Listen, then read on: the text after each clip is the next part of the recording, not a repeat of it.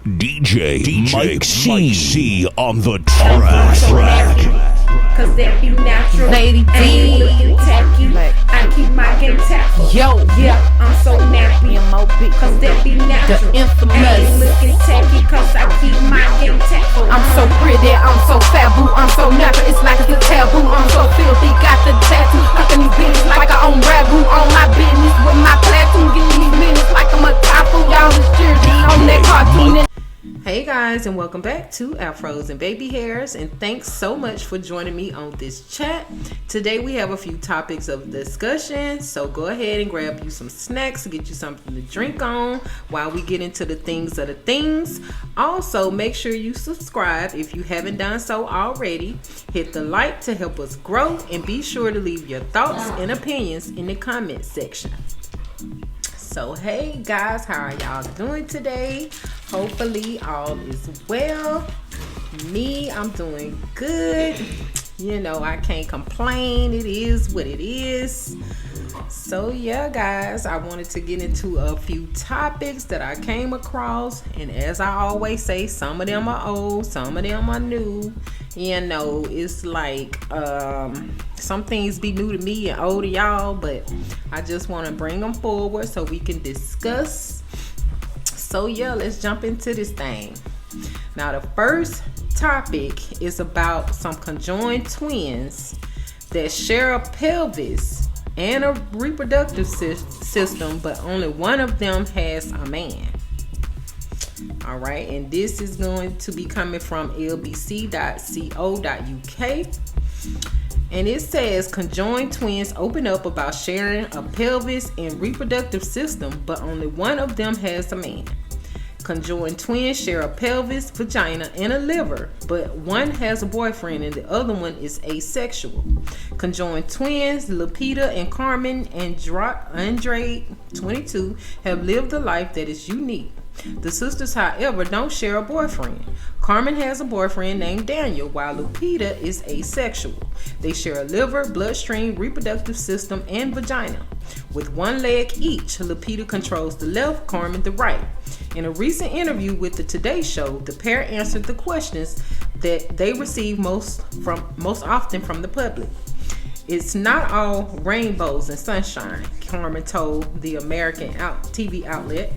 We've had a lot of challenges, but we have a great life. Age 22. They were born in Mexico but grew up in Connecticut. They took their first steps age 4, but only after receiving years of physical therapy to teach them how to sit up and control their legs as a pair. Despite their arduous journey they've had over the years, surgery has never been an option for Carmen and Lupita, as the risks are too high and it could be fatal for one or both of them. If we had separation surgery, either one of us would die, both of us would die, or we'd end up in the ICU and never get out, Lupita shared. Naturally, they've done everything together their whole lives. That is until Carmen got a boyfriend. Carmen's been with her boyfriend Daniel since 2020, whereas Lupita is not only single but also asexual. Unsurprisingly, dating as conjoined twins has presented challenges for the pair, and yet they've managed. She met her boyfriend Daniel on Hinge in October 2020. I never tried to hide the fact that I'm a conjoined twin, which meant I got a lot of messages from guys with fetishes, Carmen told Today. But although the couple have been dating since 2020, they are not sexually involved with each other. In an interview with Jubilee, Carmen said of when they started dating, we obviously had to have a discussion on what boundaries are okay and what aren't. But Daniel is okay with the dynamic, she said, and they actually have more of a close friendship. Long term, Carmen and her boyfriend want to live together before they eventually hope to get engaged. They love children, but they don't want their own. Daniel and I love kids, but we don't want any of our own. I like being a dog mom, she also added. Lupita and I can't get pregnant. We have endometriosis, and we're also on a hormone blocker that prevents us from menstruating. But dividing their free time fairly is something that makes Carmen feel guilty because she wants to spend so much time with her boyfriend. Sometimes I feel bad because I want to spend so much time with Daniel. So we try to come up with compromises. Like she would choose where we go out to dinner or what activity we're going to do. In other areas of life, the sisters' similarities conveniently overlap. They both want to work in veterinary industry and they share the same fashion taste. But Lupita does have hopes of being a comedy writer someday. Remarkably, the pair revealed they also share feelings. I can feel when Carmen is anxious or about to cry. It's that same stomach drop, Lupita said. When we were nearly 6, we had a nightmare that we were going to fall off a plane, and then we literally fell off our bed, Carmen added. That only happened once, but we can feel the other person's emotions. That happens all the time. Despite spending so much time together, they don't grow weary of one another and are happy just the way they are, despite all the challenges, because ultimately it's all they've ever known. So yeah, guys, that actual article. The first thing that I want to discuss is what is asexual, and it means that it's a lack of sexual attraction to others, low or absent sexual desire or interest in sexual activity. So I found that kind of strange, being that one of them is attracted to Daniel and wants to be around him all the time, whereas they said that they actually share feelings or know the other one's feelings. So how does that work if one of them is feeling like she's attracted to someone and wants to be intimate with someone? So I just found that, a little bit weird. But also, this whole situation just gives a new perspective on what really goes on as a conjoined twin. We don't really think about what challenges they actually have to go through when it comes down to stuff like that. A lot of the times you see conjoined twins, especially men, and they're ultimately single. So I don't know, but some of their cases are different. In this case, Lupita and Carmen share, pelvis, reproductive system, vagina. Some of them, they're just connected at the butt. Some of them are connected at the head. They have different, bodies. So I guess, it's challenging. But I would like to know what would happen if Daniel and Carmen do decide to get engaged, get married, start a family. Where does that leave Lupita, especially her being asexual, when it comes down to being intimate? What is she supposed to do during those situations? And how much longer do you think that Daniel will, be able to wait? I also found it kind of interesting to know that they mentioned that they have endometriosis and they're on a hormone blocker. They can't even have periods. Like, that was kind of bizarre. I wonder how long have they been on these hormone blockers? Like, was that started as soon as they started going into puberty, or what was that all about? Or was that just something their parents told them so they wouldn't have to let them know that this is actually birth control?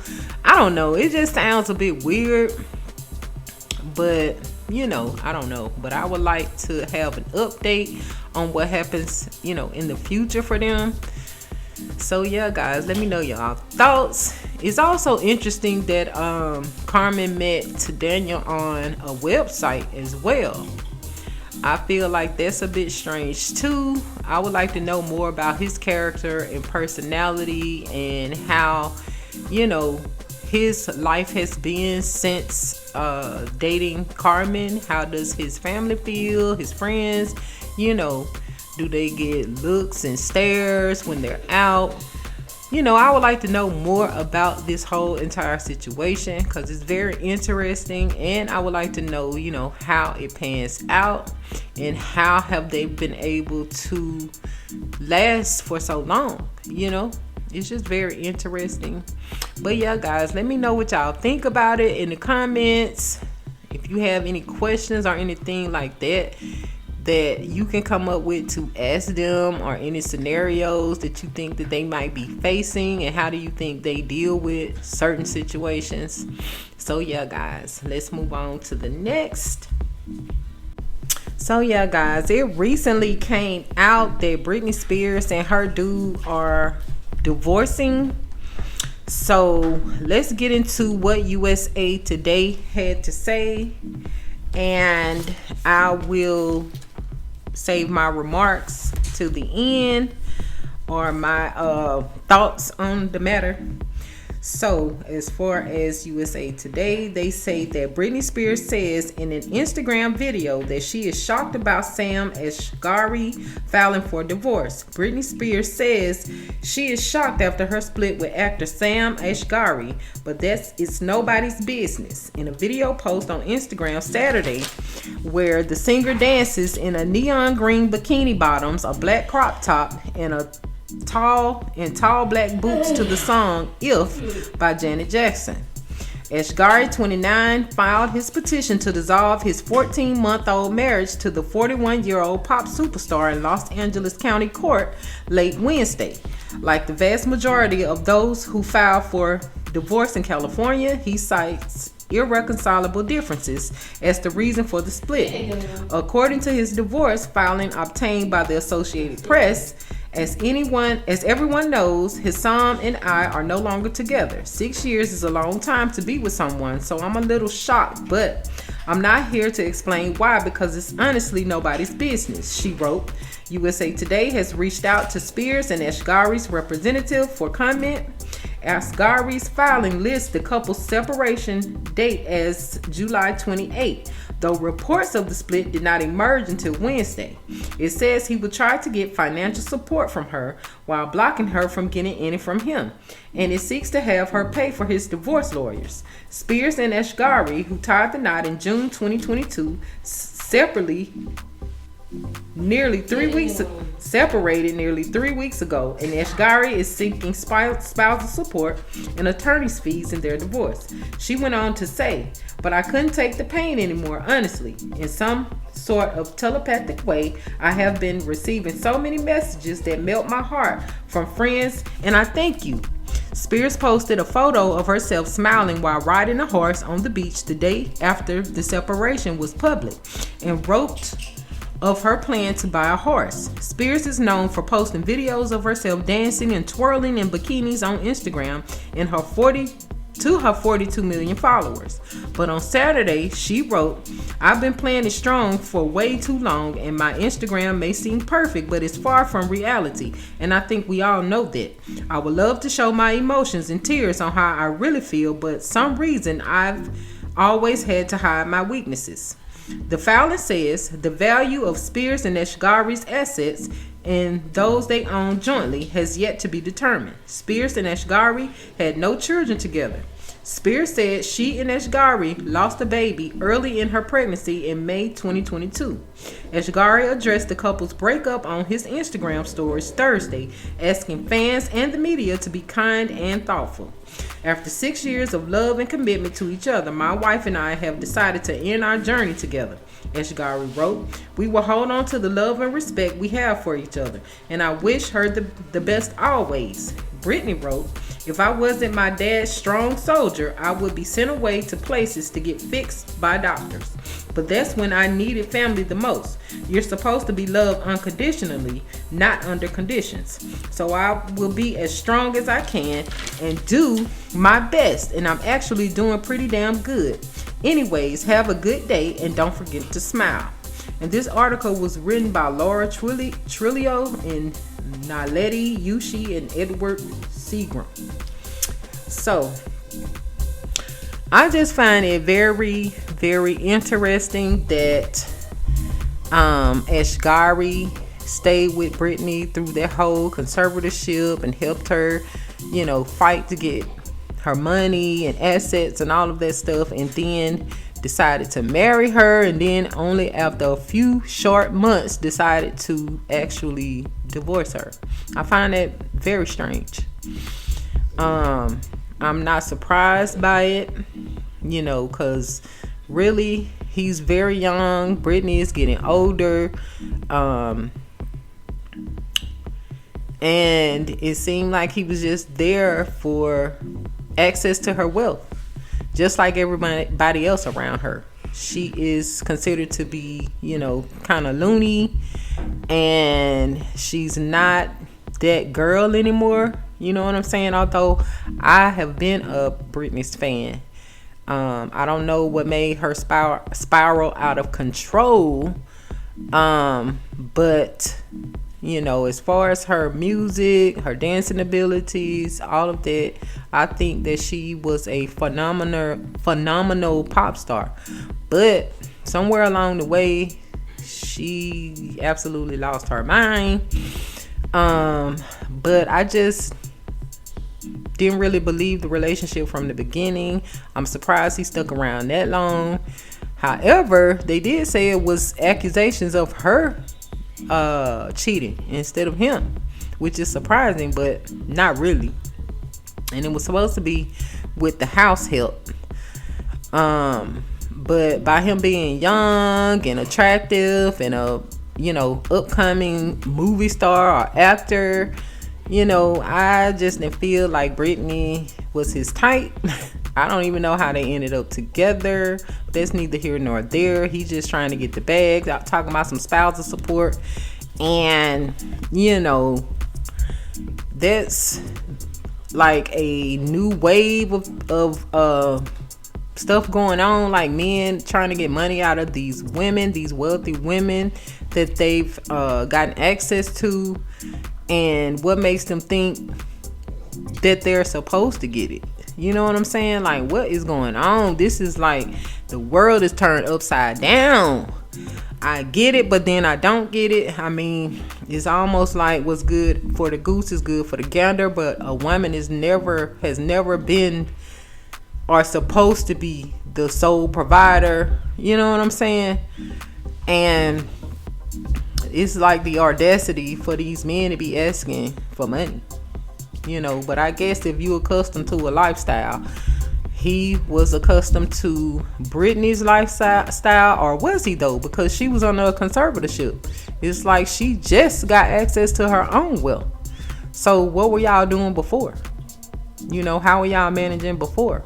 So she might be able to use that to her advantage in the divorce because they just got access to the money. So it's not like he's gotten accustomed that fast. But anyway, let me know y'all thoughts on it all. I think these men need to go somewhere with asking these women for all this money that they work so hard for. When at the end of the day, men are still able-bodied to get out there and get it how they live. And with your next companion, are you going to be using that money to take care of them and be the provider for them? Like, how does this work? So yeah, guys, like I said, let me know y'all thoughts, and let's get into the next topic of discussion. So y'all, on this next topic, my very first thoughts about this is I think that the whole Carly Russell situation has gotten people desperate for clout and shock value. You know what I'm saying? However, on this next topic, which is about Little Tay being, still alive, I didn't even know who this person was, but obviously it's some little girl who is stunting on the internet and has gotten famous for acting like a ghetto black chick when she is actually Asian. So let's get into it and see what in the world happened. So this is from Billboard.com. It says Little Tay is not dead. Little Tay, who was reported unalive on Wednesday, August the 9th, is still alive. The 14-year-old rapper and viral internet personality shared in a statement to TMZ on Thursday, August 10th, that her Instagram account was hacked. At the time of publication, the statement announcing her death has been deleted. I want to make it clear that my brother and I are safe and alive, but I'm completely heartbroken and struggling to even find the right words to say, she told the publication. It's been a very traumatizing 24 hours. All day yesterday, I was bombarded with endless, heartbreaking, and tearful phone calls from loved ones, all while trying to sort out this mess, she continued. My Instagram account was compromised by a third party and used to spread jarring misinformation and rumors regarding me to the point that even my name was wrong. My legal name is Tatian, not Claire Hope. The news of her fake death was announced in a statement posted on Little Tay's Instagram account, which described her passing as sudden and tragic, as well as entirely unexpected.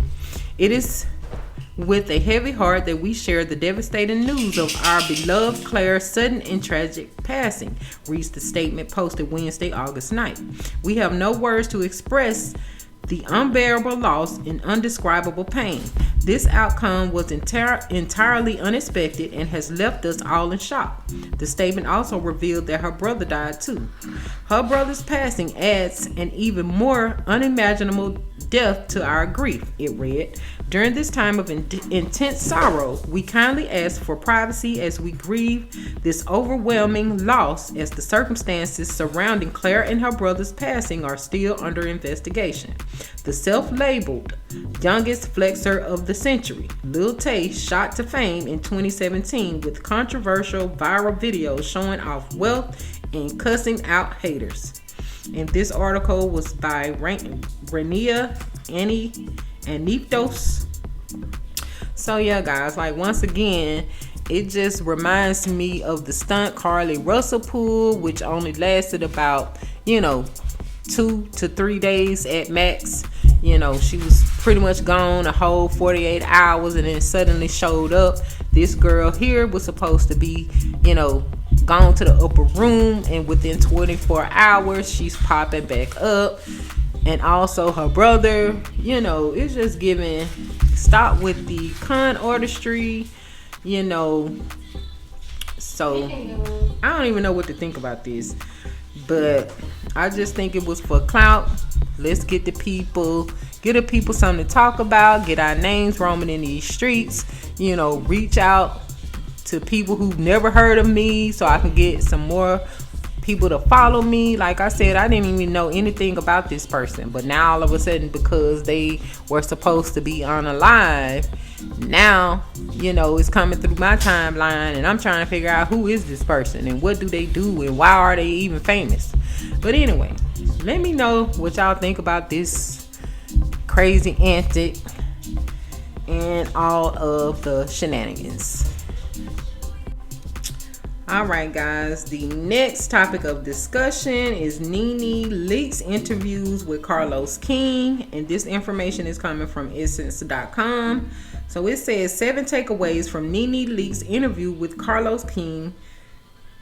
The former reality star dishes on her issues with Andy Cohen and who gave her a battle during her run on the show. This is by Shelby Stewart. It says, we haven't seen Nene Leakes on our TV screens in a while, and we may have finally got some insight as to why. In her most recent interview with former RHOA executive producer, now creator of shows such as Love and Marriage Huntsville and Bell Collective, Carlos King, Leakes revealed in a 2-part podcast rollout the unfair treatment she received from producers and cast members. She since departed from the show in 2020 following season 12 and is currently in an ongoing legal dispute with Bravo and is producing frontrunner Andy Cohen for racism and receiving an offer that was not fair in contract negotiations for season 13. Bravo's The Real Housewives of Atlanta franchise debuted on our television scenes in 2008. The reality genre was expanding for a while. MTV had a hold on white socialites and captured their livelihoods on camera with shows such as Laguna Beach 2004 and The Hills 2006. Following suit, E broke onto the scene with Keeping Up with the Kardashians in 2007. However, it wouldn't be until the following year that we saw black women reflected on the screen with the RHOA. The reality series, now in its 15th season, can attribute much of its success to its ensemble cast, which in the first 5 seasons of the show included Sheree Whitfield, Candy Burrs Tucker, and Kim Zolciak Bierman. However, at the show's epicenter was perhaps RHOA's earliest cast member and OG franchise, Lenithia Nene Leakes. Whether people choose to admit it or not, Leakes is arguably the undisputed black queen of reality television as we know it. Her banter, one-liners, and quotables from her 9 seasons on the show have helped to make Atlanta Housewife and pop culture what it is today. Check out our 7 takeaways from the 2-part interview Leakes had on Reality with the King. Number 1, the meltdown between Andy Cohen, NBC Universal, and Nene Leakes. Nene Leakes expressed that she continues to hold love and respect for NBC Universal, Bravo, and Andy Cohen, and went as far as to say that she hated that they were in this place. However, she highlighted a stark contrast in the way she was treated during her time on the show, and after she sued the trio compared to how her RHOA co-star Kim Zolciak and fellow former housewife Bethany Frankel from the Real Housewives of New York were treated. While Frankel has openly criticized the Bravo franchise and its producers, Leakes noted that Frankel still receives invitations to appear on Cohen's live talk series Watch What Happens Live. On the other hand, regarding Zolciak, Leakes felt that her co-star seems to get away with actions that were disapproved of, such as skipping out on cast trips without facing significant consequences. Number 2, the fallout led to Leakes being blacklisted in her candid revelation.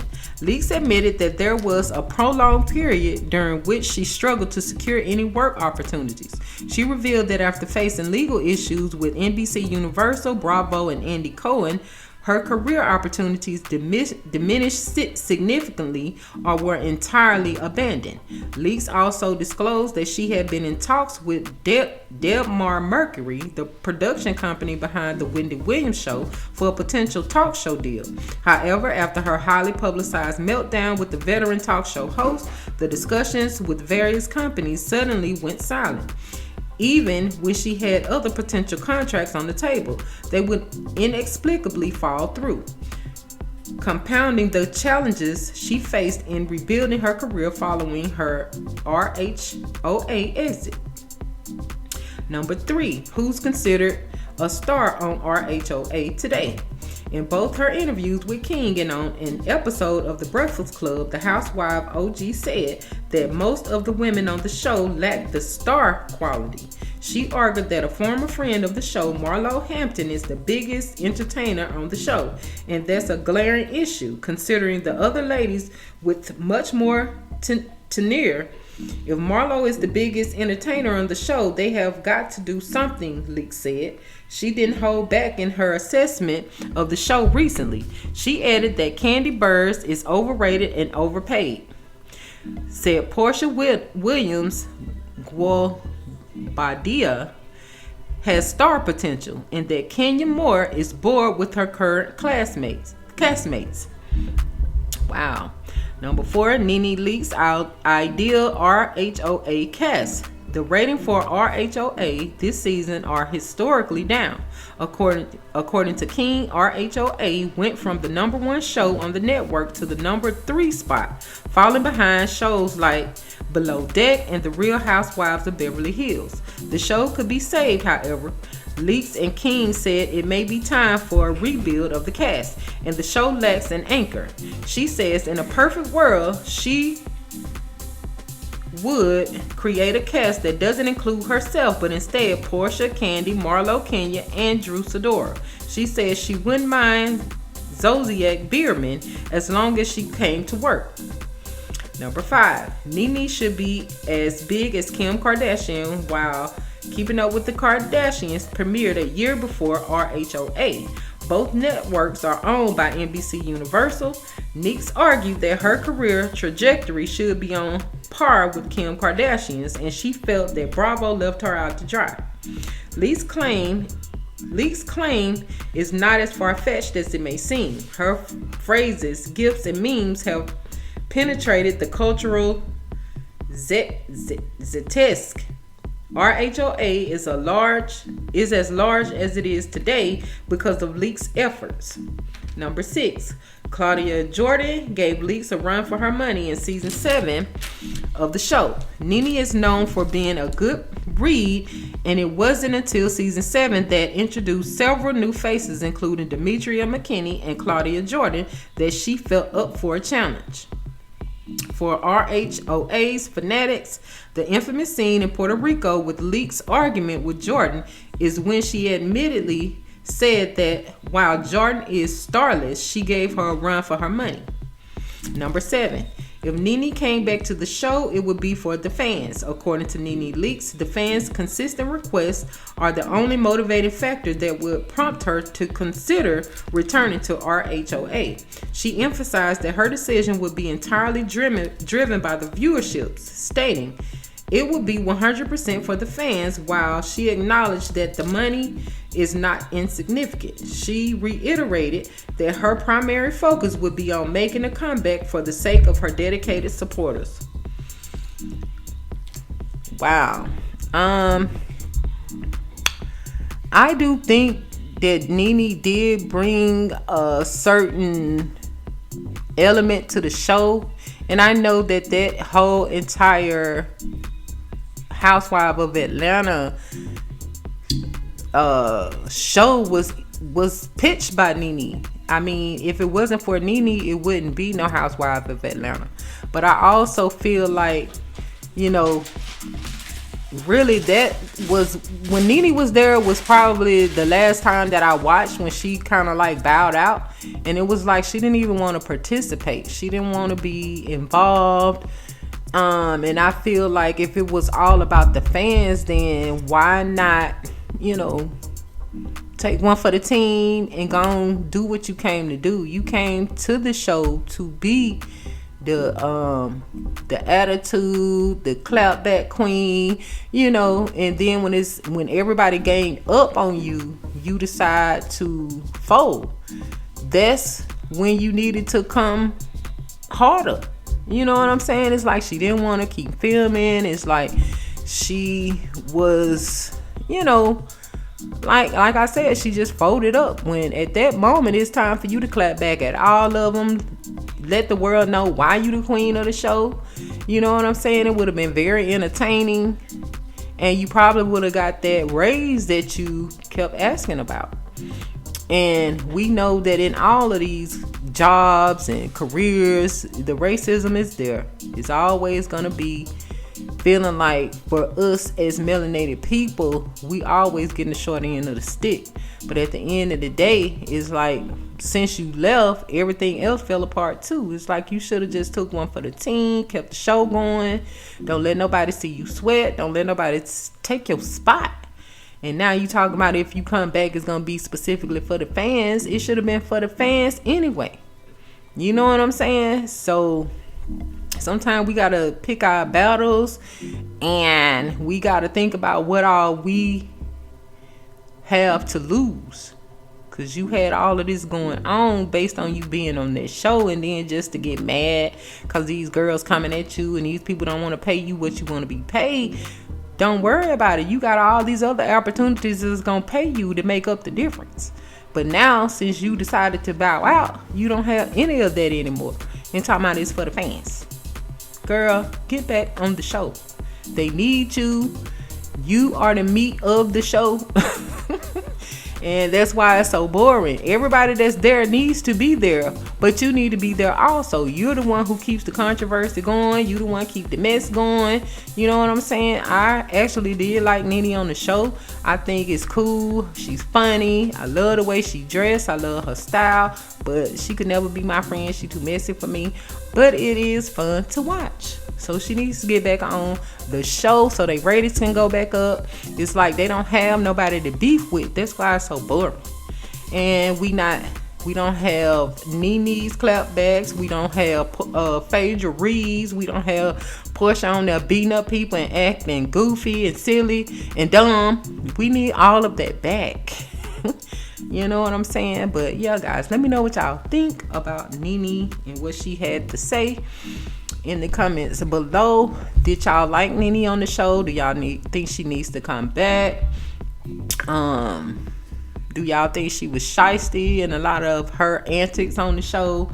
I think some of the things she was doing to Greg was kind of shady and shysty. Some of her messiness was shady and shysty. I don't even know what happened with her and Cynthia. And do y'all think Cynthia needs to come back? Anyway, let me know in the comments below. So y'all, on this next particular topic, we're gonna learn about this woman who literally ate her baby. So brace yourself, people. Whew. So it says Kenyan woman eats her baby. And I got this from thecafemom.com. And it says mom allegedly stabbed 2-year-old daughter to death and ate liver while singing lullabies. A Kenyan mother has been accused of the unthinkable. Police allege Olivia Nasserian, 24, stabbed her 2-year-old daughter, Glory Najeri, to death and then ate her internal organs. Witnesses claimed they heard screaming and rushed to help. Nothing could have prepared them for the gruesome scene they would soon discover.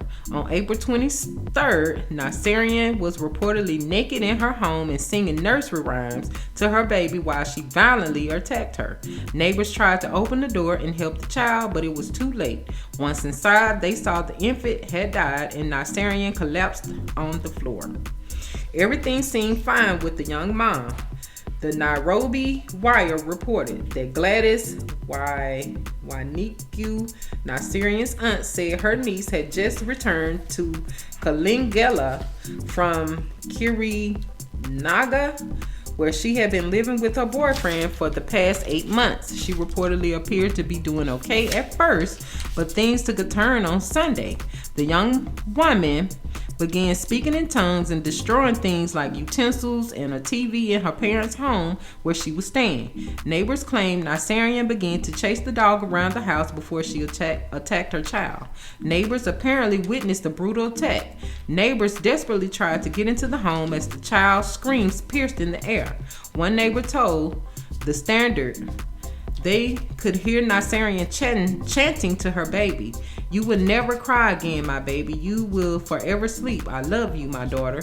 The neighbor said the child cried out her mother's name in pain. The woman ate her baby's liver as we watched. She also removed other internal organs such as intestines and heart from the body before becoming unconscious.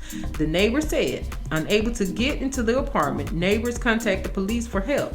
As they waited, one neighbor filmed the horrific scene. Emergency responders took the unconscious Nasserian to an area hospital. Police said she will receive a mental health evaluation as part of the investigation. The case caused public outrage. Hundreds took to social media to share their thoughts about the tragic death of such a young child. Many call for better mental health care for mothers who struggle. Others think she should be subjected to the same torture she put her child through. Some asked the public to think about the alleged killer's family and the stress her relatives are going through. At this moment in time, it's quite tormented to be Olivia Nasserian's parents. Just imagine your own daughter performs that cruel ritual-like act on your grandchild in your own house in your absence, spreading blood and flesh all over the lounge. Tarsum Wachira wrote on Facebook, and then Yusiki that. She even ate pieces of the girl. Yanni, your own daughter. This is so torturous to their minds. I don't know how they will come to terms with this. Spare a thought for these parents. Parents kill children far more often than many people may realize. A 31-year study in the journal Forensic Science International showed that between 1976 to 2001, 500 parents committed filicide in the United States each year, CNN reported. Among those, 72% of cases involved children 6 and younger. Mothers and fathers committed filicide at nearly the same rate, and among the dead, 90% were the killer's biological child, CNN reported. The reasons behind filicide are reportedly often one of 5 key factors, CNN shared. the altruism, the parents believe it is in the child's best interest. In acute psychosis, the parents kill the child because of something inconsistent with reality. For unwanted child, the parent thinks the child is a hindrance. In an accidental death, the child dies under unplanned circumstances.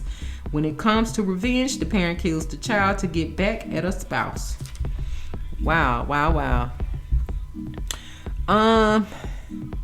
To be honest, I think a lot of time, well, as far as CNN is talking about in the United States, I believe a lot of those situations are, the Caucasian race. And in this case, with this Nairobi lady, I feel like she might have been under some spell. This might have been like voodoo or hoodoo, because if you notice, they said she was living with her boyfriend for 8 months, which is probably the child's father. And sometimes, one thing that I do know about the African culture, they really do want you to be married. And in this case, they were saying that this boy was just the baby daddy, her boyfriend. So it could be that his parents didn't probably like the idea of him having a child outside of wedlock. They probably didn't like her. You know what I'm saying?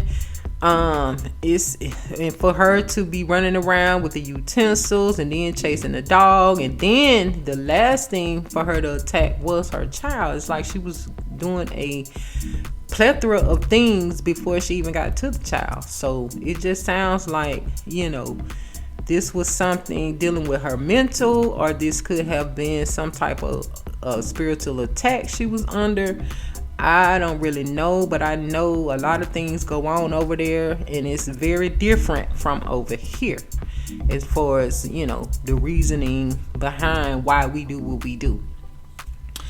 But I do think that it's sad. I don't think that child deserved it, and all that screaming, that in itself should have stopped her from doing what she was doing.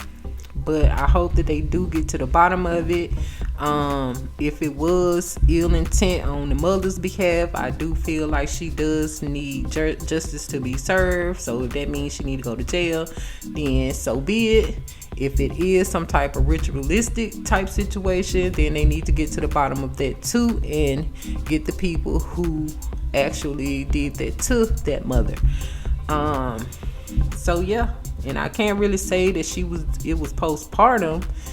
If the child was 2 years old, by then your postpartum is gone. So what you doing is because you want to do it at this point.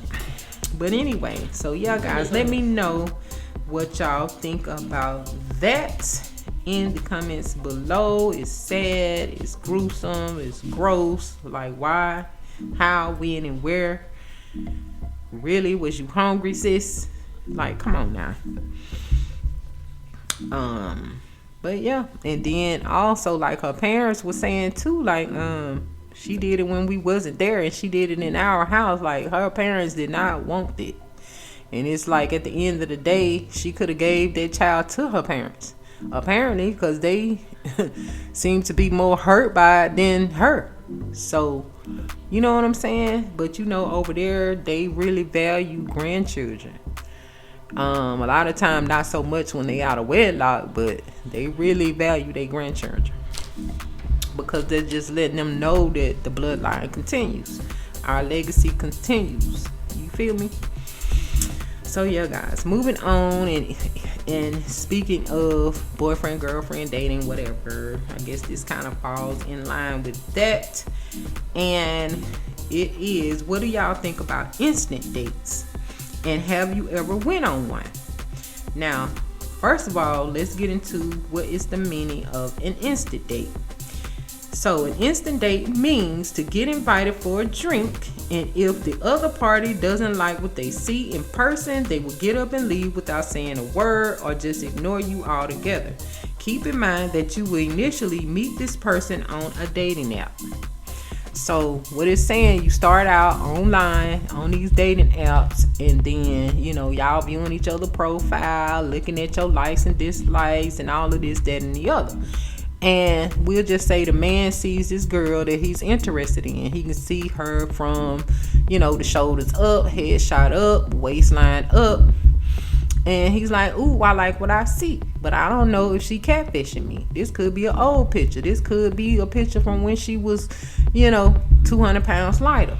This could be somebody else. So I'm gonna invite her on the instant date. So he messages her, let's do an instant date, let's meet up at Starbucks, do this little instant date. So the girl looks him up on his profile, see what he working with, blah blah blah, and she like, ooh, he cute. Okay, he want to invite me on a date. Okay, let me message him back and tell him, yeah, we can meet up such and such at this particular Starbucks. So the day of, they go out, she drives herself to the Starbucks, he drives himself to the Starbucks. And he sees her, looks at her, and then walks away. So that lets her know he don't like what he see in person. So she gets in her car and leaves. So what brings this whole situation up is that this one woman said something similar happened to her. She was on this dating app, saw this dude, he was checking her out, messaged her, wanted to meet up somewhere. She checked him out on his profile, saw all of this, and then replied, yes, we can meet up here and have a drink or whatever like that. So they get there. She's sitting there waiting on the dude, and finally he arrives. He comes in, looks at her, and just gets up and leaves. So she jumps in her car and she jumps on live like, this dude just stood me up, blah blah blah blah blah blah, going off on him. And it's like, girl, you went on an instant date, you agreed to an instant date. He didn't explain to you what that was. Like, it's no reason for you to be complaining. And she was like mad because she got dressed, thinks she looking cute. She said she looked exactly like her profile picture, and she didn't know why this dude didn't say a word to her. He just got up and left soon as he saw her or whatever like that. But I think some people don't know when they agree to go on these instant dates that's exactly what it is. It's not, we finna sit down and talk, I'm gonna see if I want to get to know you or any of that. It's all based on the physical when they see you in person. So she was on there complaining, almost in tears, mad that this dude did her like that, when at the end of the day, that's what you agreed to, sis. It's all about the physical. Once they see you in person, and you was not what he was looking for. So obviously you didn't look exactly like your profile, or your profile picture was misleading. So yeah, let me know y'all thoughts. Let me know, have you all ever been on an Insta date? What do you think about that? This is this new generation type stuff. I don't necessarily agree with that, because to me that is wasting a lot of time. It's really promoting not getting out and actually getting to know people anymore, talking to them face to face. It's like you want to meet on the app, talk all this through messaging, and then once it's time to go on a date, you just want to show up and look at each other and decide at that moment, okay, based on how you look, I'm gonna stay, I'm gonna leave. And sometimes it's not all about looks. You get what I'm saying? Sometimes you can literally meet somebody and y'all souls connect, y'all energies connect, and you may not look like, or the person that you with may not look like nowhere near your type, but y'all souls have connected, spirit and energy has connected, y'all like the same things, y'all vibing, you know what I'm saying, y'all got chemistry, all of that, and it don't have nothing to do with looks. So I feel like people missing out on genuine, realistic people searching for this aesthetic. So yeah, I don't really like the whole idea of Insta dating. That's worse than speed dating, because at least in speed dating you can literally have short conversation and moved on to the next one. At least you were able to talk and be face to face still. So yeah, guys, let me know your thoughts. Now, the next topic is the Carly Russell update, since we were talking about her.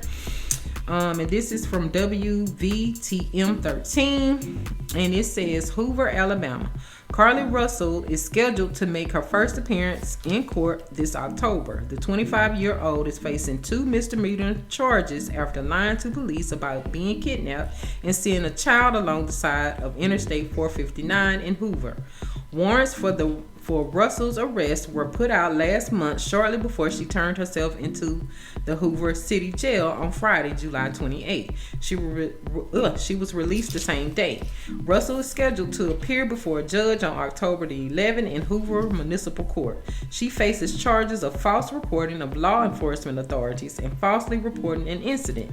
Each charge is a Class A misdemeanor and carries up to a year in jail. Officials says they are looking into additional charges, and they still do not know where Carly Russell was during the 49 hours of the search. They also want to know, why did the family go to Atlanta?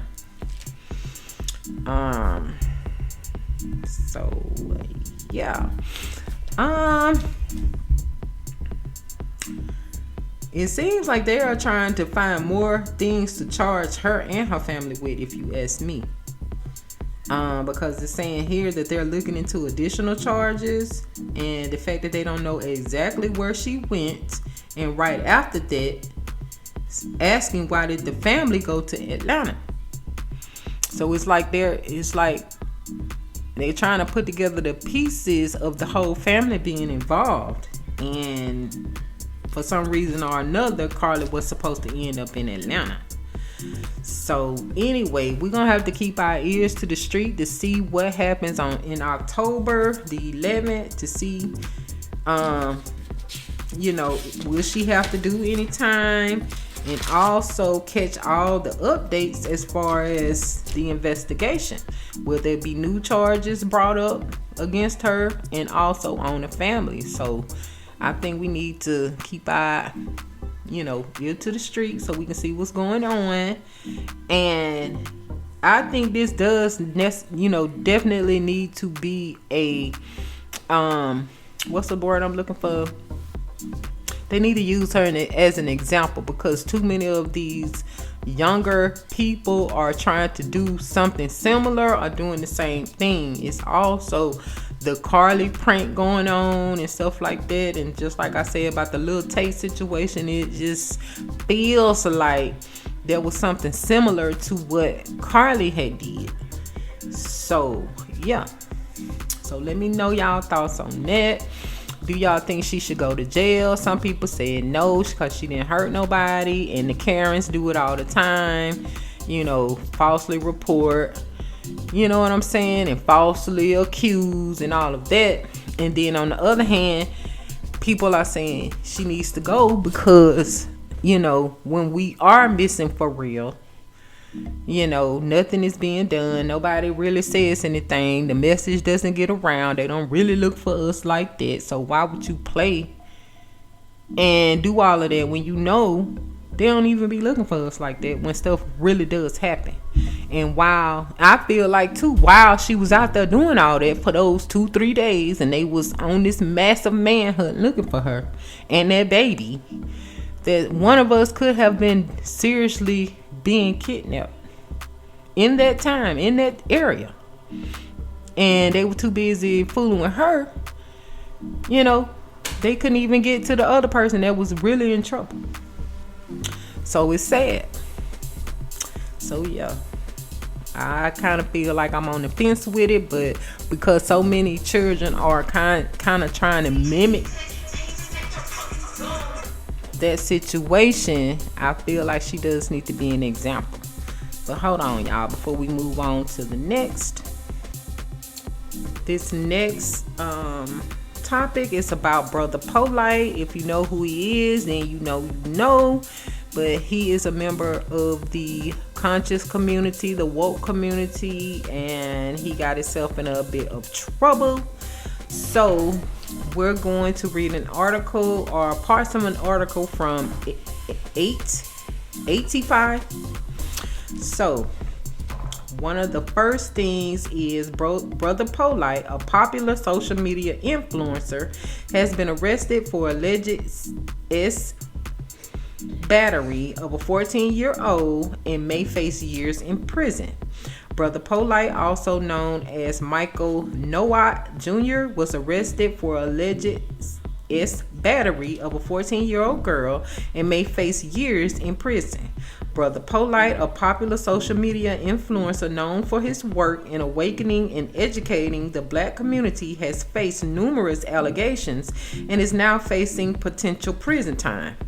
It says Brother Polite, who was arrested for serious charges involving a 14-year-old girl, may face years in prison as he takes a plea deal and surrenders his passports. Brother Polite was arrested for serious charges involving a 14-year-old girl who happened to be the daughter of one of his wives, and the allegations are likely true.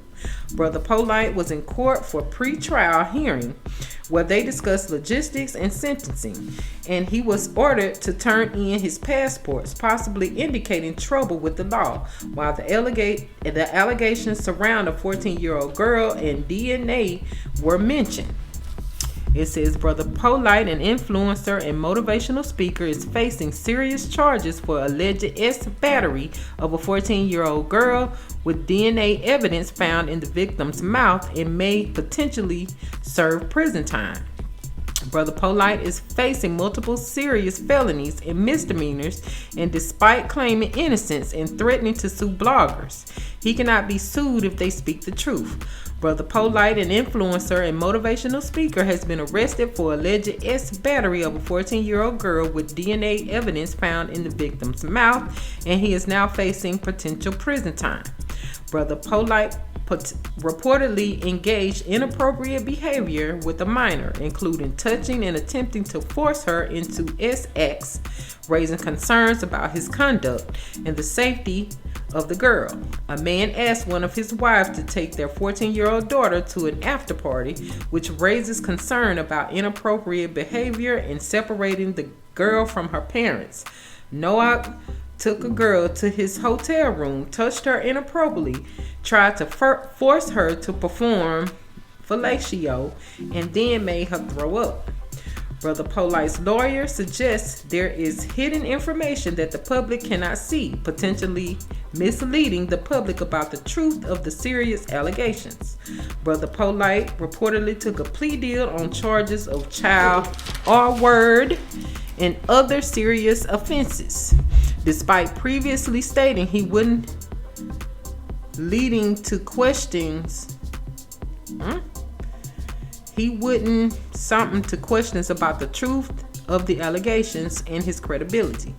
Brother Polite's lawyer is confident in providing his innocence, but he may still face years in prison due to incriminating DNA evidence. Brother Polite's lawyer claims that he is not the person accused of the crimes, and they are confident in getting him past this and back to his life. Brother Polite may face years in prison due to DNA evidence suggesting his guilt, and the video asks viewers for their opinions on the matter. Brother Polite may face years in prison for alleged inappropriate behavior with a teenage girl, making it challenging for him to rebuild his life after release. Brother Polite may face years in prison due to allegations of inappropriate behavior with a teenage girl, and it is commendable that both the girl and her mother came forward. Brother Polite may face years in prison and will have a difficult time starting over once he is released. So yeah, I'm following this story for one. He was somebody that I listened to back in the day, and I saw from back in the day he was a con artist, he was a hustler, he was, on that BS, using his knowledge and stuff like that to lure people in so that he could take them fast, take their money. Because I tried to get a book from him and I never received the book. I reached back out to him for a refund, never heard anything. But every time I looked up, he was counting money online and showing us all this money he had acquired and all of this wealth, all of these houses, all of these cars, but people weren't getting their actual product. So that's why I'm following the story, because it's about time. I'm sad that it had to be at the expense of this little girl, but it's about time he got caught up in his schemes and scams. And I hope all of these people that's claiming to be woke and leading the black community and leading somebody somewhere does get caught up for their shenanigans. There, I said it. But anyway, y'all let me know what y'all think.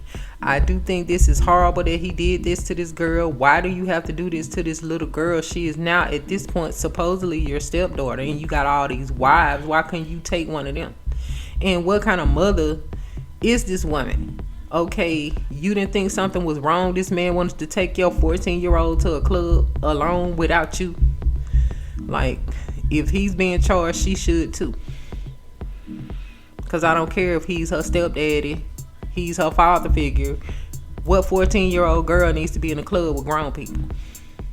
Let's start there. And why do you want your daughter to go with him to this club without you? He could have picked any one of y'all, his wives, to go with him. Why the little girl? It's like, you sound suspect too, sis. So anyway, yeah, he needs to go wherever he needs to go if he did what they claim he did. Or maybe that's why she sent her daughter. Like, yeah, I'm tired of him doing X, Y, and Z. We need to set him up. So, yeah. But she probably didn't know he was gonna drug her daughter. But yeah, moving along. The next topic is about T.S. Madison and the whole thing with Tasha K. It's almost like trans women versus real women.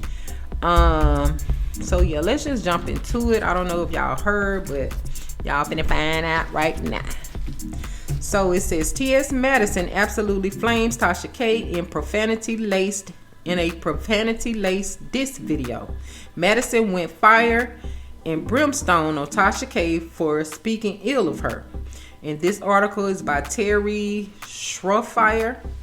It says social media socialite and personality T.S. Madison went volcanic on YouTuber Tasha K for allegedly betraying their friendship to trash Madison on the Unwind with Tasha K podcast. The volleying of venomous insults at each other's stems from Tasha K's latest episode, where she defends comedian Jess Hilarious during her social media crumb with T.S. Madison over the topic of transphobia.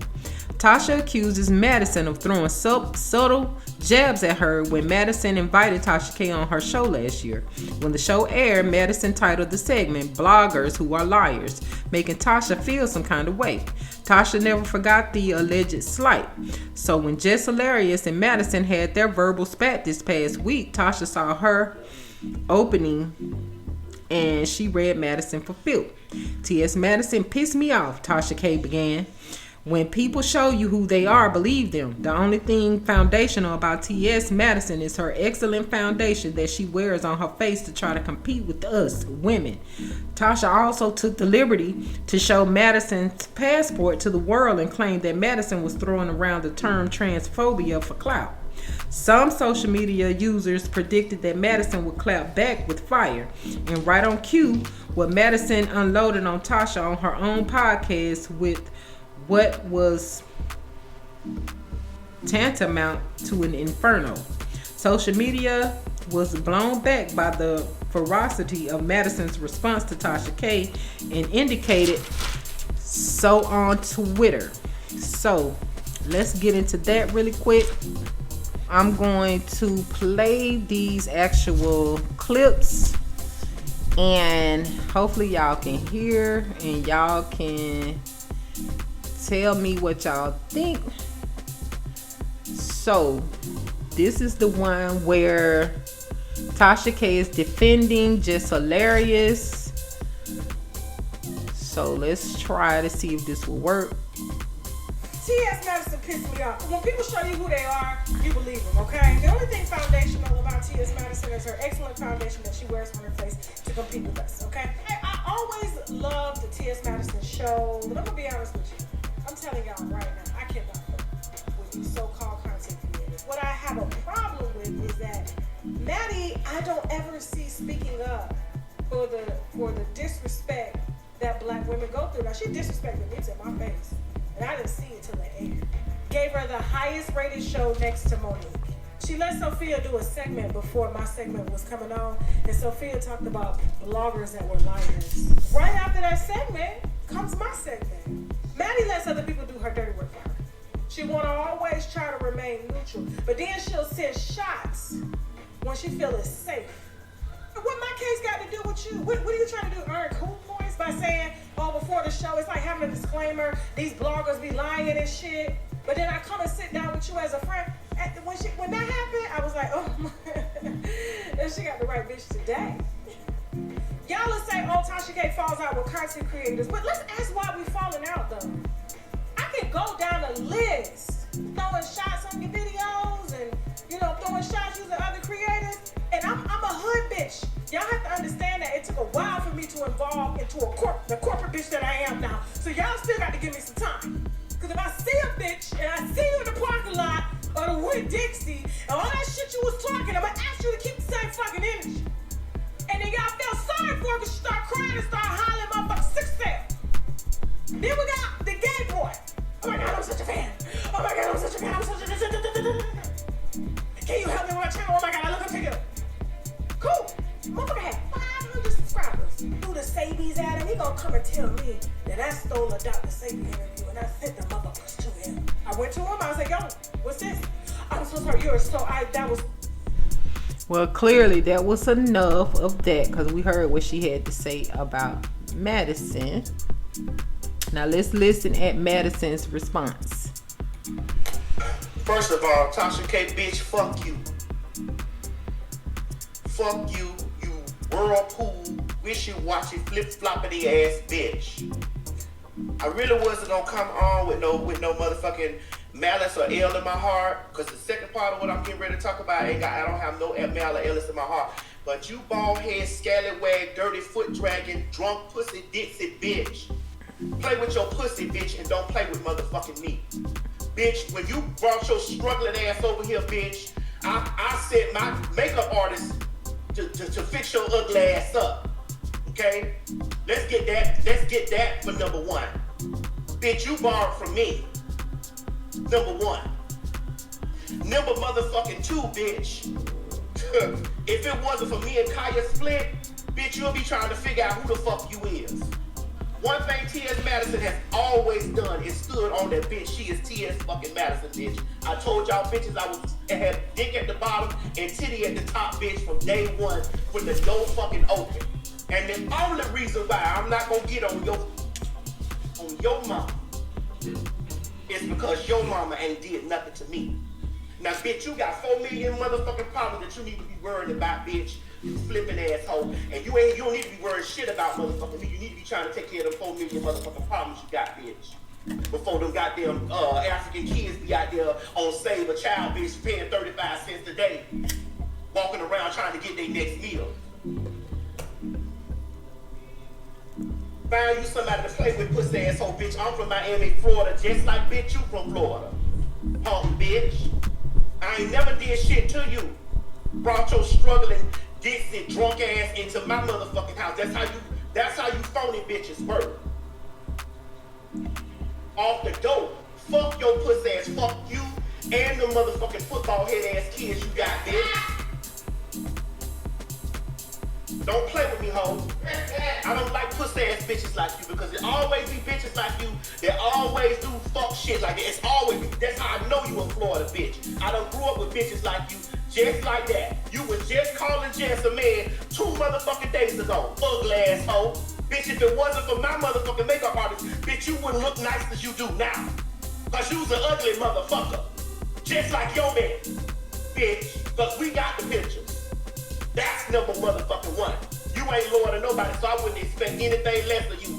You a scumbag ass bitch, foot dragging ass motherfucking hoe. You, bitch, Tasha K. I'm talking directly to motherfuckers today. Fuck you. Again, if it was not for me and Kaya falling out, bitch, you wouldn't even motherfucking exist, hoe. And that goes for all you punk ass bitches out there that got platforms after me. So let's talk about birthing bitches. Cause I birthed your bald head ass bitch through my nuts. Punk bitch. Pay Cardi B, ho.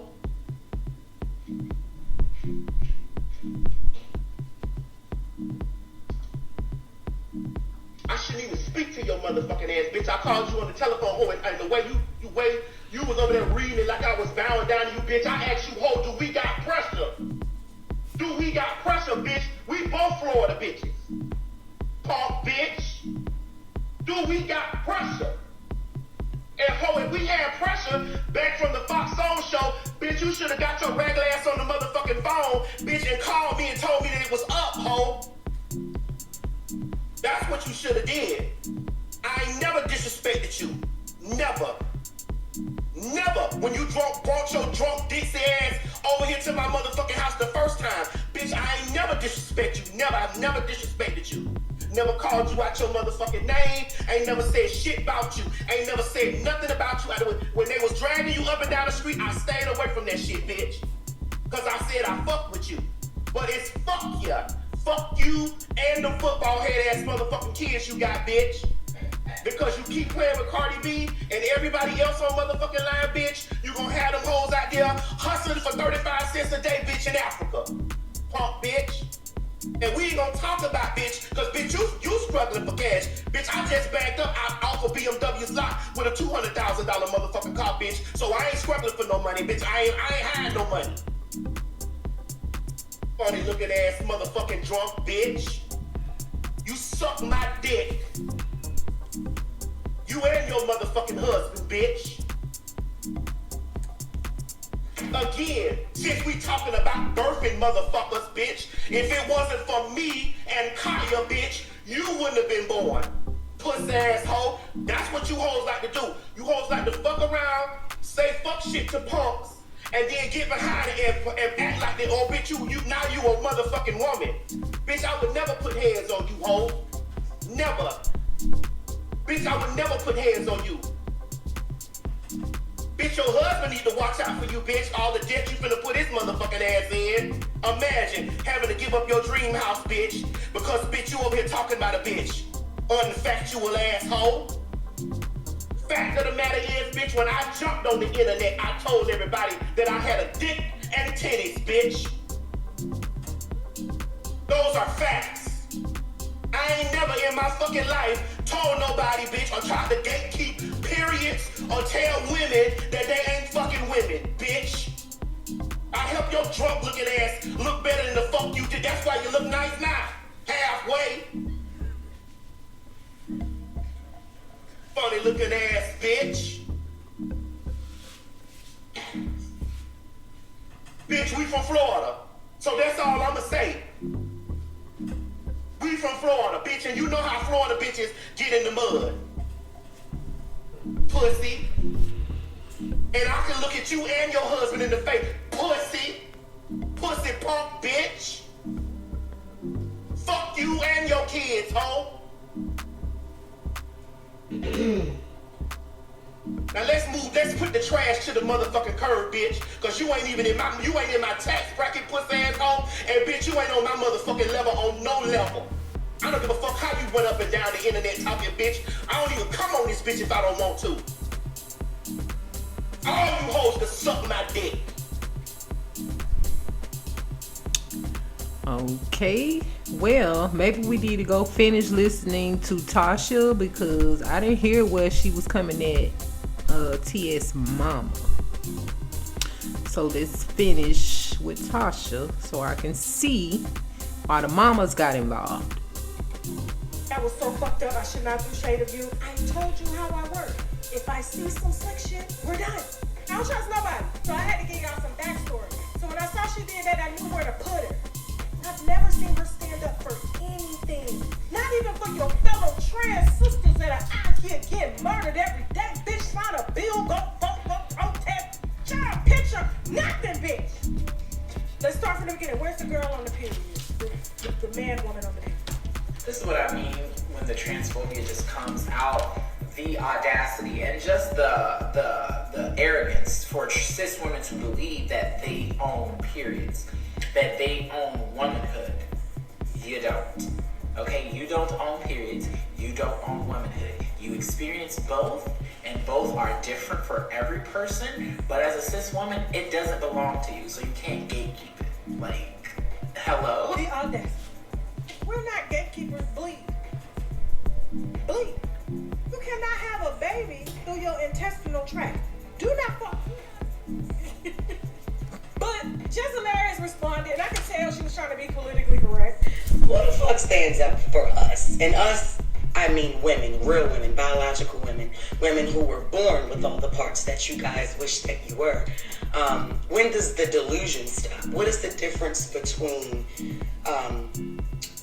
you and someone who has been diagnosed to be mentally insane? What's the only difference is you don't have a straight jacket on. Stop talking out your fucking ass. Wake up. How are you projecting your anger on real women? Because we are the gatekeepers. We are the gatekeepers. I heard the frustration in her voice, but I was like, she trolling. But when I saw T.S. Madison into the chat, you would think she would use her platform that has 90% support from black women.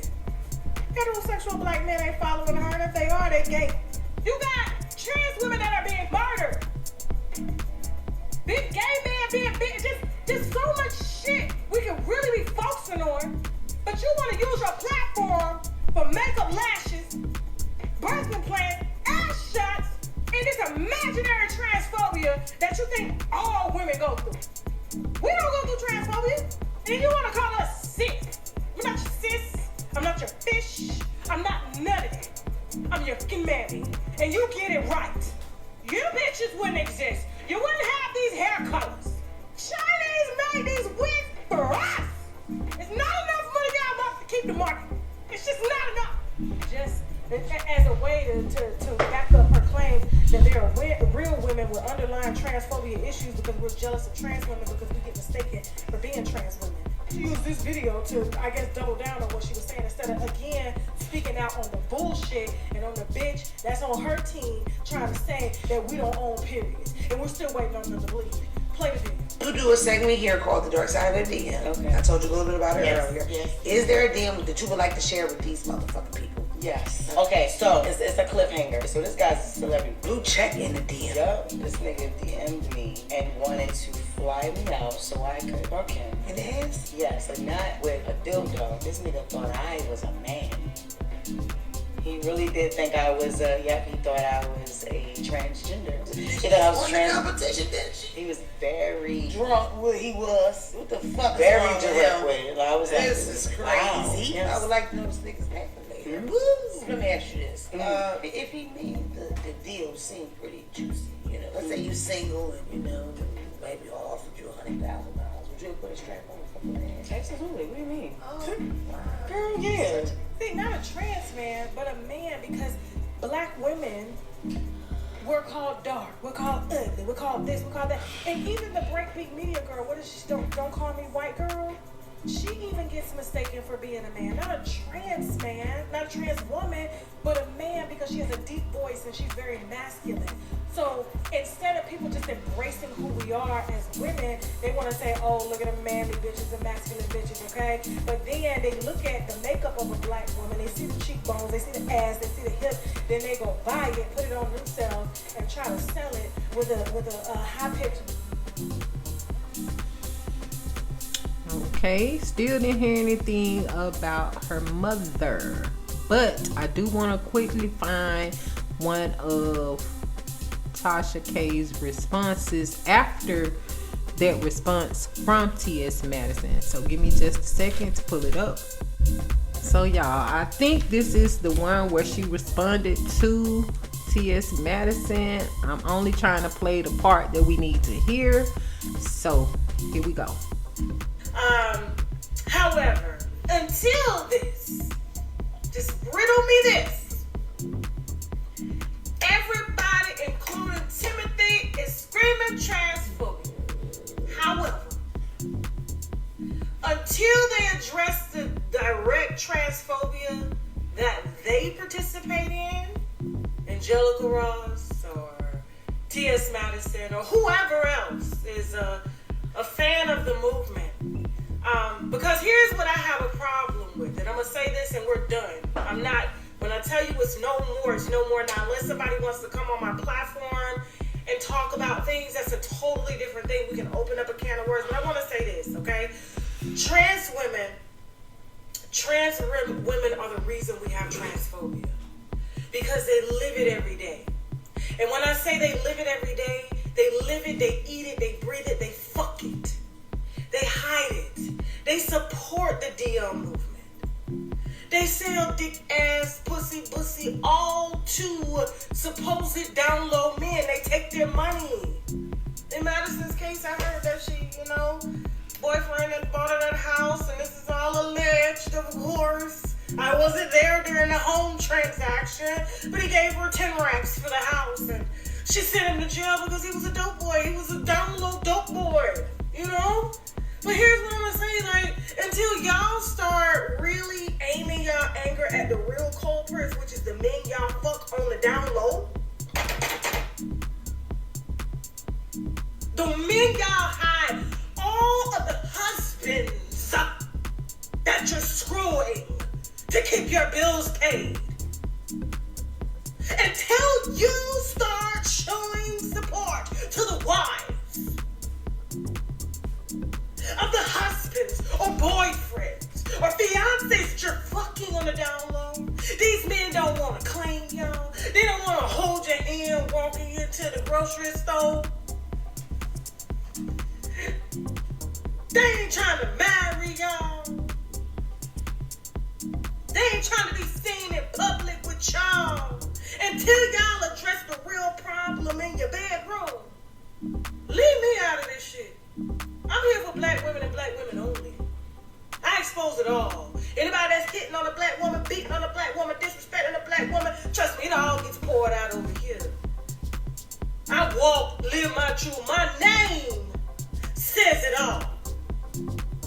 But until y'all start addressing the direct transphobia that you feed every day when you hide these down low men, when you brag about taking another lady's husband, when you brag about sending a man home to his girlfriend with a leaky ass, and when you definitely don't call them out when they beat your ass in public because you threatening to tell them, until you start locking them niggas up, and you start leaving notes on the wives' driveway, until you start demanding that they take you out to dinner in public.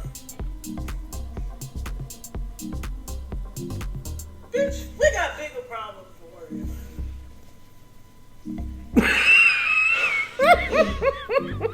We got more important things to do. See, y'all, listen. We play games all day.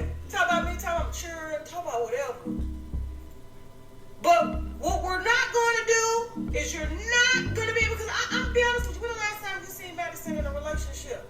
A public relationship. Semi-public relationship. Has she ever been in a relationship? Has a nigga ever claimed? Huh?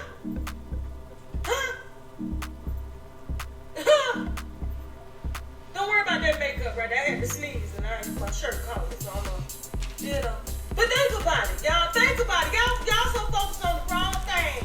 Y'all focus on the wrong thing. She got you looking over here talking about, oh, it affects all women. No, you're the problem. You're the problem. Because you direct feed it when a man tells you and they give you some money and tell you don't tell nobody. Or they gonna fuck you up if you tell somebody. Isn't that transphobia right in your face? Isn't that transphobia going in your ass? And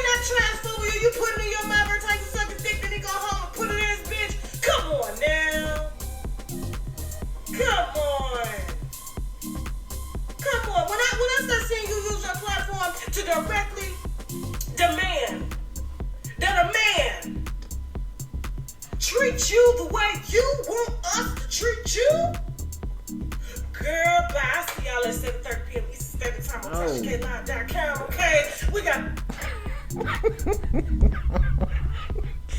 Man, this is crazy.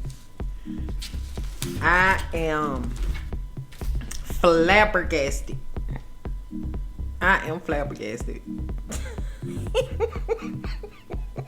Straight comedy. I am lost for words. But y'all leave y'all comments on what y'all think about this whole debacle. And then we're gonna move into our final topic of today. I didn't want this to go past that, all right? So until we address that, until you post those significant other, fair use, y'all. we don't want to hear nobody. We ain't holding up no signs, bitch. We ain't saying nothing.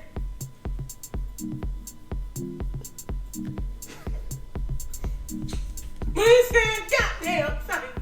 Don't you ask us or nothing. Don't you ask us for shit. 7:30 p.m. Eastern Standard Time. Wow.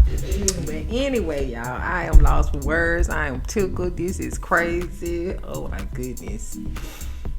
However, I do want to say one thing that I feel, and this is no shade. I feel like since, times have changed and people have access to get surgeries, cosmetic surgeries, and get hormone pills and hormone shots and facelifts and ribs removed and all of this, that for some reason they feel the need to always come at biological females.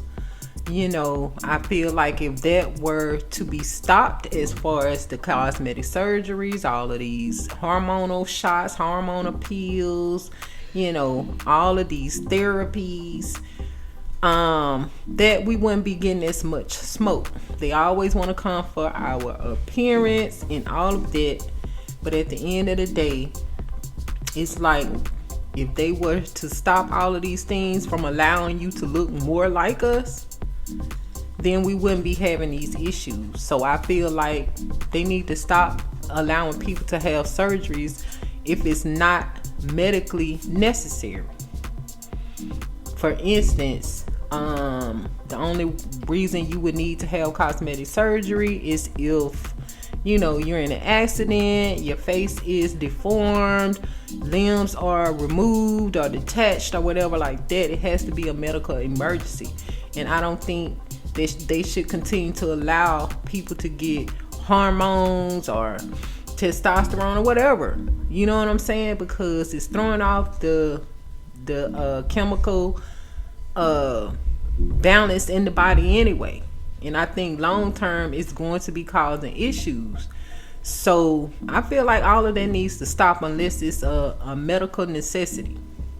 And we wouldn't be having these issues, because it seems like since they've been able to do all of these different things, now they want to come at us because we don't fit this pitch perfect aesthetic. And they had the opportunity to go have all of this cosmetically done. So now they feel superior to us. You feel what I'm saying? So to nip all of that in the bud, just stop them. Stop allowing people that nothing is wrong with them to have these unnecessary surgeries. So that's just my opinion on it. Other than that, I don't have anything against trans. I don't have anything against anybody. But don't bully me and my community. You feel what I'm saying? The same things y'all are crying and having complaints about in your community, y'all are now turning around and putting it on us. You feel what I'm saying? We can't call ourselves women. We can't do this. We can't do that. We homophobic. We transphobic. All of this.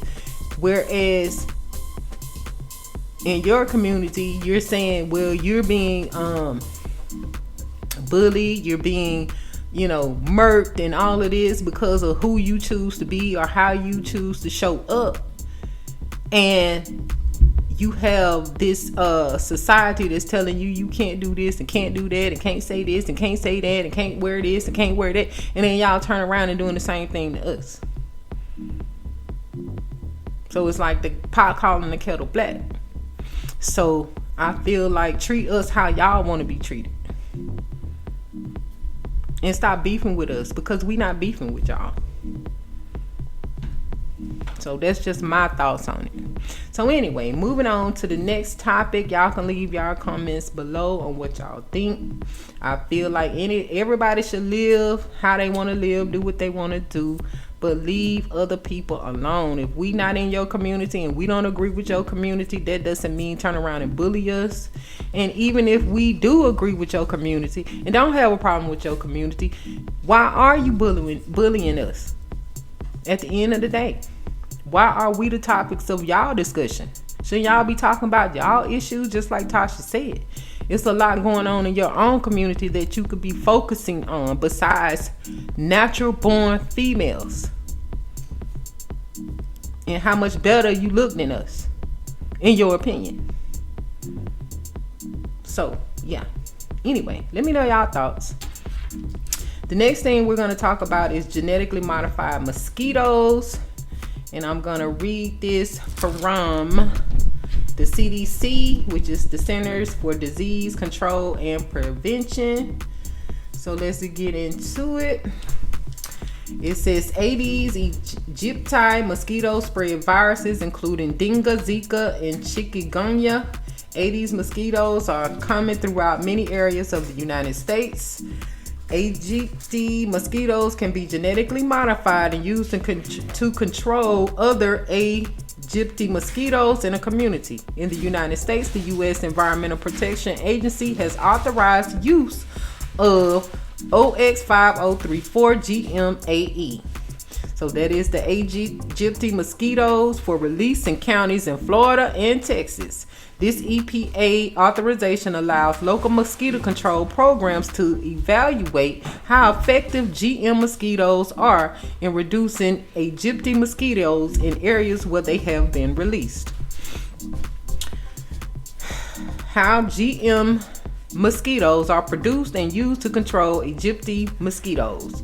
GM mosquitoes are mass produced in a laboratory to carry two types of gene: a self-limiting gene that prevent female mosquitoes' offspring from surviving to adulthood, a fluorescent marker gene that glows under a special red light. This allows researchers to identify GM mosquitoes in the wild. GM mosquitoes produced in the laboratory lay eggs. These eggs carry the self-limiting and fluorescent marker genes. GM mosquitoes' eggs that carry the self-limiting genes are released into an area. Once they have hatched and developed through to the adult stage, they are available to mate with wild females. The genes are passed on to offspring. The female offspring die before they become adults. The expected result is that the number of Aegypti mosquitoes in the area decreases. Effectiveness of GM mosquitoes in reducing numbers of mosquitoes. GM mosquitoes have been successfully used in parts of Brazil, the Cayman Mountain Islands, Panama, and India to control Aegypti mosquitoes. Since 2019, over 1 billion mosquitoes have been released. Wow. When GM mosquitoes stop being released into an area, the Aegypti mosquito population will slowly return to normal levels. GM mosquitoes will only work to reduce numbers of target mosquito species Aegypti, not other types of mosquitoes. Most communities have more than one type of mosquito. GM mosquitoes do not pose a risk to people, animals, or the environment. The EPA evaluated the potential risk of releasing GM mosquitoes into communities and determined that there is no risk to people, animals, or the environment. For more information, see EPA's Human Health and Ecological Risk Assessment. GM mosquitoes for disease outbreak control. Release of GM mosquitoes is not intended to stop an ongoing disease outbreak. Instead, GM mosquitoes are meant to help prevent disease outbreaks. Releasing GM mosquitoes over several months can reduce the number of specific mosquito species, such as Egypti. Reducing numbers of mosquitoes that can spread germs can help reduce the chance of an outbreak starting. We do know that the best way to prevent disease is to control mosquitoes before an outbreak happens. GM mosquitoes and integrated mosquito management. Using GM mosquitoes may be more effective if used along with other mosquito control methods as part of an integrated mosquito management approach, including educating the community about how they can control mosquitoes in and around their homes, conducting mosquito surveillance, tracking and monitoring the number of mosquitoes and types of mosquitoes in an area, removing standing water where mosquitoes lay eggs, using larvicides and insecticides to control mosquito larvae, pup, and adult mosquitoes, monitoring how effective mosquito programs are at reducing numbers of mosquitoes. EPA regulates the use of GM mosquitoes in the United States. In the United States, the use of GM mosquitoes is regulated by the EPA prior to release of GM mosquitoes into an area. EPA must grant an experimental use permit. Information on EPA's EUP is available on regulations.gov and docket ID EPA HQ OPP 2019-0274. In addition to EPA authorization, release of GM mosquitoes require approval from state and local authorities. So, this sounds crazy to me. To release billions of mosquitoes in specified areas in an attempt to get rid of mosquitoes. Are you dumb? However, I heard there was way more to this GMO mosquito than what they're allowing the public to know. I heard that they are injecting these mosquitoes with different diseases, so if they sting you, you are infected. They are injecting these GMO mosquitoes with certain vaccines that if they sting you, you are infected. So, and my other question is, okay, Florida, Texas, and what was the other place? I think it was 3 different locations that they released these mosquitoes in. Yeah, Florida and Texas. That's it. So, and the other place was like overseas. Did they say like India? Let me look back.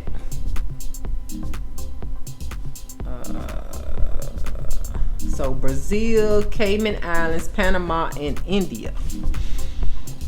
I wonder if all of these places that these mosquitoes were released were around melanated people, because they never released anything like this, like in Europe. No type of experiment, no type of anything. We don't even hear of even natural disasters ever happening in Europe. Like, why don't y'all test some of this stuff in other places? So, I don't know. It's just very bizarre to me, and there's more going on to this whole mosquito situation. And like they said, these pesticides and stuff like that are not working to kill these mosquitoes. It's a lot going on out here in Texas. They have even like super fleas, and it was a whole thing with these not mosquitoes, it was crickets. It was like billions and billions of crickets all on the buildings.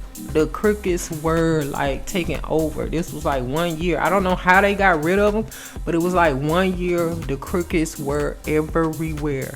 It was like something unbelievable. I have never seen anything like that before in my life. But the Austin area was infected with so many crickets. You could not even order food at like a drive-through restaurant because the crickets were all over the ordering screen, all just everywhere. The crickets had taken over. So I don't know if that was some type of experiment they were doing. It's like they're always doing something, and the plan is, or the illusion is, for it to be for our benefit, when in reality it's for our detriment. So I just wanted to put y'all on that. And we already know that these mosquitoes already carry all kind of diseases and stuff on their own, and now they're actually making real mosquitoes to carry even more things. And just like I was telling D-Man a while back, I think at this point we were in Mississippi, and I saw a news report where they were talking about something. It had nothing to do with mosquitoes. However, the man that they were talking to was a dude that was in the army, and he was standing at a university in front of a building. And for some reason, he pointed out that he was standing in front of the building where they were breeding mosquitoes on the college campus. So, but that wasn't what the report was about. He just mentioned, okay, I'm standing in front of whatever building. They, breed mosquitoes in there. But this is what happened down here, at this gas station. He was talking about something completely different, but he just mentioned it. And that stuck in my mind, like, why are they breeding mosquitoes when the whole goal is to get rid of mosquitoes? And this was many, many years ago. Because we've been in Texas since 2011. This news report I saw was before then. And so according to this thing from the CDC, is saying they started this back in 2019. That's a lie. Because there was some stuff going on in Mississippi at one of those college campuses dealing with mosquitoes way back when, prior to 2019. That had me questioning this whole mosquito situation. So anyway, I just wanted to put that out there. And I also want people to go check out Dane Calloway on YouTube. He has a whole video about the mosquitoes that everybody needs to watch, especially if you live in the Florida and Texas area. But it doesn't matter, because mosquitoes fly, and they can go from city to city, to state to state, mating, and care, So they'll be coming to a city near you. And according to Dane's research, I think he said that they dumped them off in California as well. Now, back when I was in California, I think this was like 1998, somewhere along in there. I didn't even recall seeing mosquitoes when I was out there. Now, hearing from people that live out there now saying they getting ate up by mosquitoes. Mind you, this was Southern California. But I've been hearing people saying lately, I got bit up. Mosquitoes attacked me and all of this. But like I said, back in that time period when I was out there, it wasn't even no mosquitoes. And then listening to Dane, his video where they were saying that they dumped them out in California as well as Texas and Florida. So why does the CDC leave that part off too? So anyway, like I said, y'all be aware of these mosquitoes. Some of these mosquitoes have cameras. They look funny. They're very big. He will show you in that video what to be looking for. As a reminder, this repellent and all this stuff does not work. So, you don't want to get bit by those mosquitoes. The other thing that I noticed about mosquitoes too, usually they come out after 6 p.m. But here, these last few years, mosquitoes are out from morning to night, 24 hours a day. It used to be growing up, mosquitoes start coming out when the sun goes down. That's been, mosquito activity since I've been a child. So when did they start coming out? During the day, all throughout the day, all night, all morning. Like, when did that happen? So anyway, let me know y'all thoughts. I just wanted to put y'all on. It's all this stuff going on, so I just wanted to let y'all know. So yeah, let me know y'all thoughts below. So yeah, guys, now we have come to the end of this chat session. I hope that you all have been informed, inspired, or entertained. Make sure you check us out on our other platform. All of these different platforms are listed on our About page. Make sure you hit that notification bell to be notified of our future chat sessions. And thank you guys so much for your time and support. I look forward to our next one. Peace and love. And as always, be blissful. On that cartoon and I'm sitting on top of these buffoons. I'm so nappy. All these dudes that wanna get at me, I'm so cultured and I'm happy. Jealous switches wanna combat me, cause I'm comfortable in my skin. End of the day, you lose, I win. I'm so comfortable in my ends. Don't care if I make or lose a few friends, and I look like $1 trillion. Lady, you won a lotto, cause in the Lord I trust. And beauty is the motto. Naturally thick in the butt, I'm Billy Blanks on the Tabo. Edges a little rough, just pretend I'm from a DJ Mike C on the track. Cause that be natural. Lady D. Ain't looking tacky. I keep my game tacky. Yo, Yeah, I'm so nappy. Cause that be natural. The infamous. Ain't looking tacky. Cause I keep my game tacky. I'm so pretty, I'm so faboo, I'm so natural, it's like it's a taboo. I'm so filthy, got the tattoo, fucking these bitches like I own ragu. On my business with my platoon, getting these minutes like I'm a typhoon. Y'all is cheering on that cartoon and I'm sitting on top of these buffoons. I'm so nappy. All these dudes that wanna get at me, I'm so cultured and I'm happy. Jealous switches wanna combat me, cause I'm comfortable in my skin.